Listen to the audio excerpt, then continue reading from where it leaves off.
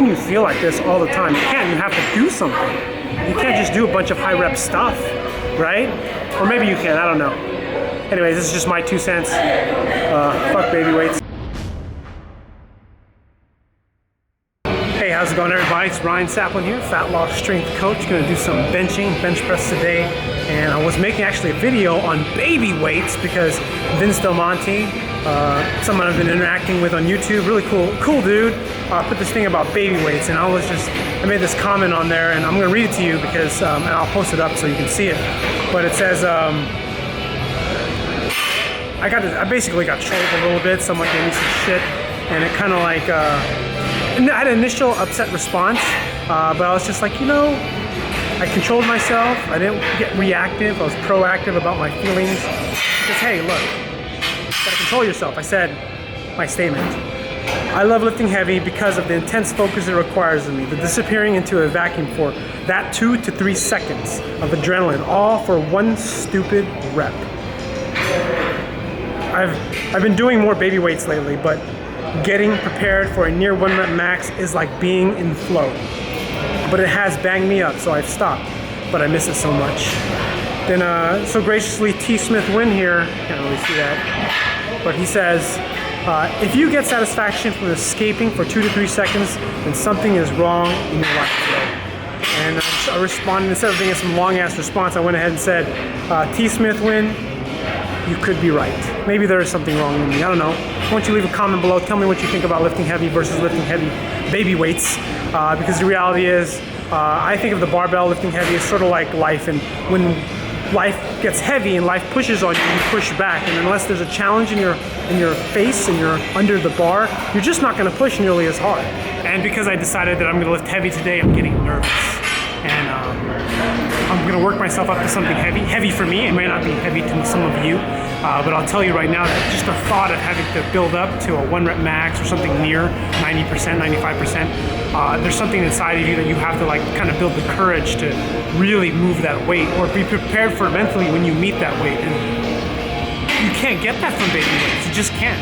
You know, here's something to think about. This video is for as of right now, this video is for the people, of the 15 people that downvoted Vince Del Monte's video, probably people that somewhat agree with me, or at least my proposition is that baby weights basically suck, but you do baby weights because that's what you do. Man, like right now, like I'm just like, if you see how I set myself up, I'm putting my hands on the bar, I'm positioning in the right spot in my hand, I'm moving the bar fast, I'm mentally preparing myself. One thing I'll tell you as sort of a trick is what I'll do is I'll take a lot of warm-up sets on purpose for the purpose of knowing that I'm going to lift something heavy, and I'm just basically somewhat scared as shit or a little bit nervous for what I'm about to do. That's hard for me, it's heavy for me, that's risky for me, to find that point where I could fail, right? Or could snap some shit up. And the irony is, what if I did snap some shit up while trying to make a video and prove a point? But I haven't been excited to make a video like this in a while, so I'm gonna crush it. So could it be that there's something wrong in my life? Maybe, right? Something's missing? Well, irony is perfect timing as I make this video. This is this text message from my wife that she says to make her happy. So I'm doing something right and I feel pretty good, but I mean there's that rush, you just can't get anywhere else, right? God, you just can't. You can't get it anywhere else. Well, I should say the build up to it.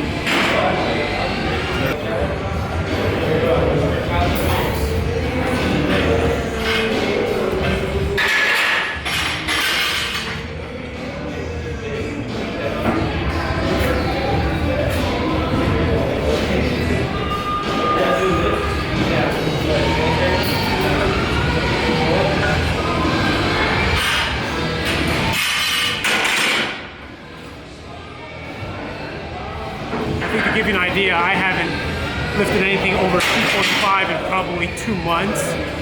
Maybe I will have the balls today to get over 275 for a bench. I don't know, maybe 265.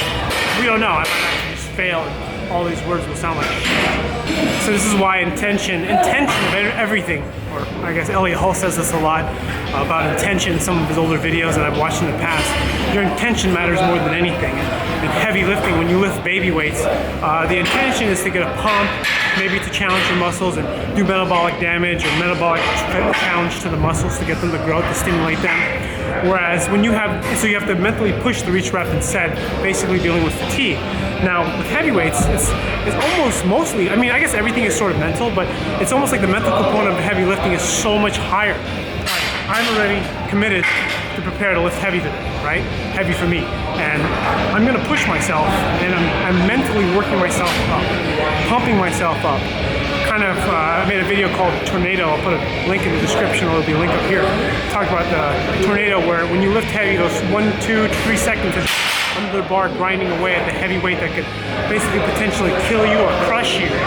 You're essentially just having to quiet everything and shut everything down so that you cannot hear anything, you cannot see anything. It's just you and the bar, moving the weight, fighting for your life. And as silly as it sounds, I mean, nothing's in danger, there's no risk, there's no tigers or lions, no one is gonna necessarily like endanger or die. The reality is, you're putting yourself in a position to challenge in a basically risky way, and somewhat a controlled environment. This is the controlled environment, the weight room, or in this case, the bench press. Each and every set, each and every rep, as I prepare, as I set up, as I plant my feet, the bar, as I put my hands in the right position, I'm thinking about not this set, but the set that's coming, right? I'm preparing, getting my nervous system, all my motor alerting to get in the right spot so I get the maximum amount of leverage, to push the most amount of weight, to make 205 super light. If I can make 205 light, 225 won't be as hard. If I make 225 light, it won't be as hard when I go up to 235 or 245 or 265, right? It's that rush. If you're watching this far into this video, you know what I'm talking about. That rush is indescribable. The feeling of conquering the weight is indescribable, even if you get hurt a little bit, banged up. It's not longevity, but man, I mean, it's kind of like, do you really want to live a life where there is no risk, where there's no chance of failure, where everything is guaranteed, like having a cheat code where you don't, where everything's gonna happen? Life will get boring really fast.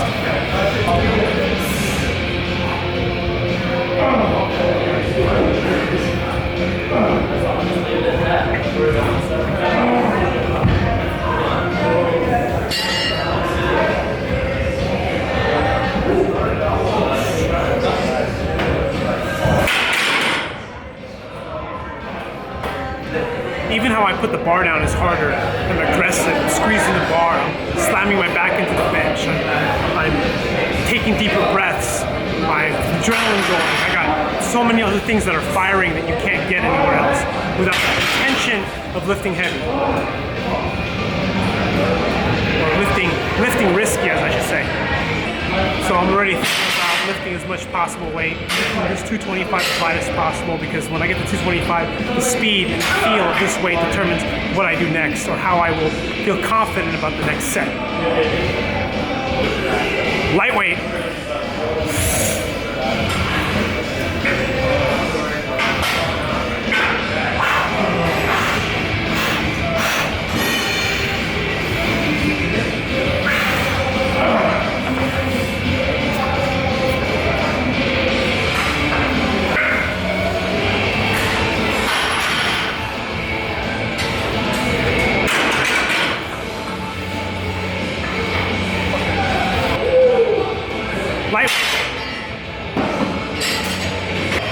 So I had this huge adrenaline high, now my adrenaline's starting to come down. I got some music here, I'm sure you know. Crying Like a Bitch by Godsmack, and I'm telling you right now that I'm not gonna be a bitch. And I'm thinking to myself, I feel the adrenaline going up, it was up, building up to the heavyweight, now I'm getting comfortable, now it's sort of coming down. And you can't feel these feelings unless you put yourself in, or you are attempting to put yourself in these situations of risk. It's not much. This is actually the song that I play in my headphones before I go on the powerlifting platform when I do powerlifting.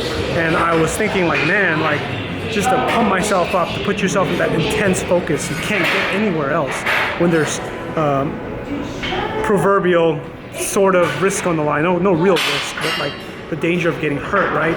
But also like the gratification and feeling of lifting weights. I mean, if you don't lift heavy, you won't understand. You'll think I'm stupid. But if you have done this and done powerlifting, we're kind of an odd bunch of people, right? I mean, come on. Putting yourself under heavy weights, you bang yourself up. In truth, no much different than a CrossFitter, because you bang yourself up because you just love what it gives you. More importantly, what it brings outside of you that you just can't get anywhere else. And it's fuck, it is amazing. And I wish I could try to put into words. I'm trying to create a video that sort of explains that, but I know I'm just ready to freaking crush this weight. 275 at a body weight of 179. It's pretty fucking awesome. So I gotta make this weight light. It's gotta be light, it's gotta be fast, it's gotta be quick. Doing the double, super fast, super hard, super quick, super hard, super fast. One more thing, if you know Izzy from Powerlifting to Win, he has this thing where he sets up and pumps himself up. I kinda got that from him.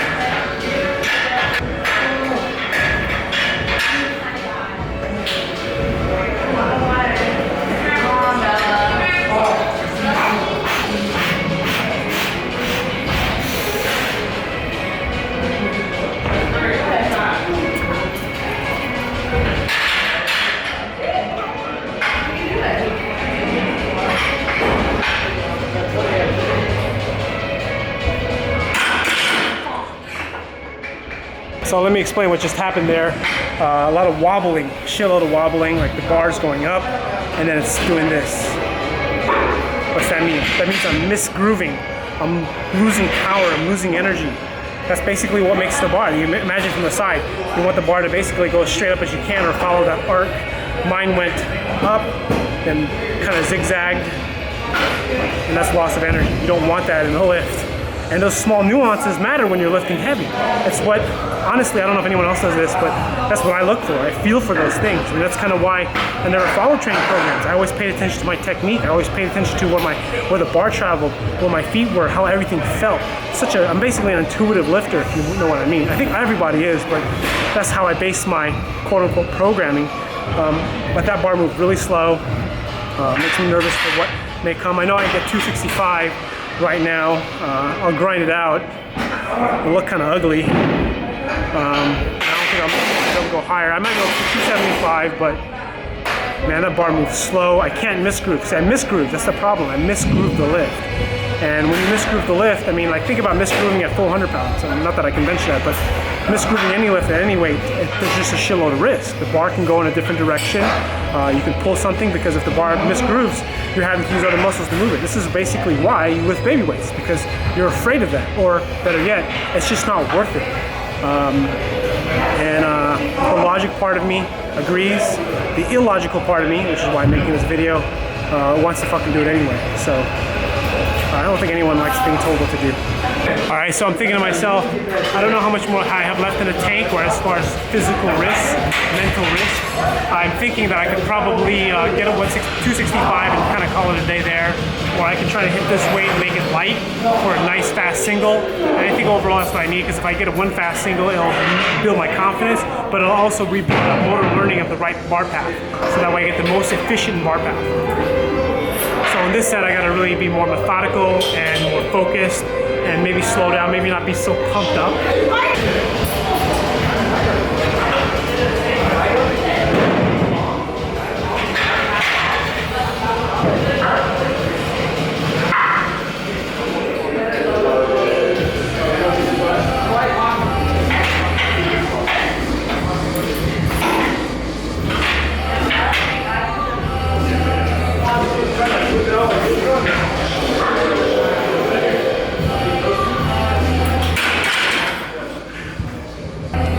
So there's a weak spot in my lift. I can feel it in my right shoulder. That's the reason why I kind of wobbled the previous set before this.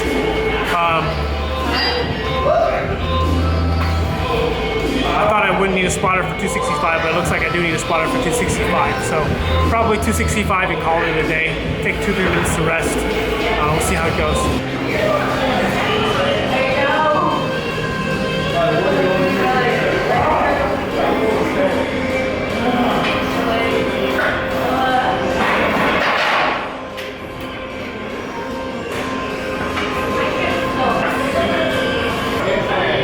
When I get a spotter, it usually increases my my strength roughly about 5%.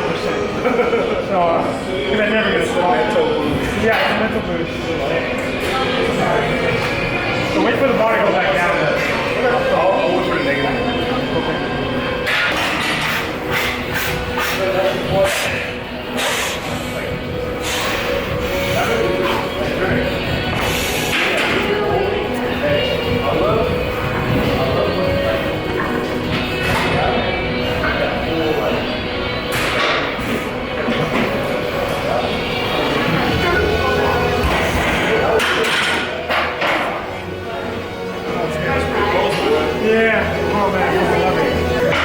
So 265, I know nothing impressive by any means, especially with YouTube standards and everybody else in the world, but fuck, that was awesome to me. Failed the second rep, I just ran out of gas in my right arm. I'll tell you right now that was fucking great. My right lat cramped up a little bit.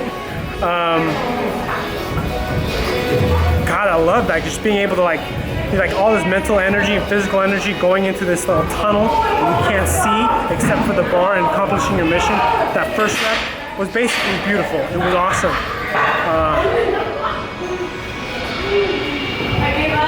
And I wouldn't have went for that second rep if it wasn't for that spotter because, well, actually I don't know if I would have went for the first rep, but that second like how can you feel like this all the time? You can't, you have to do something.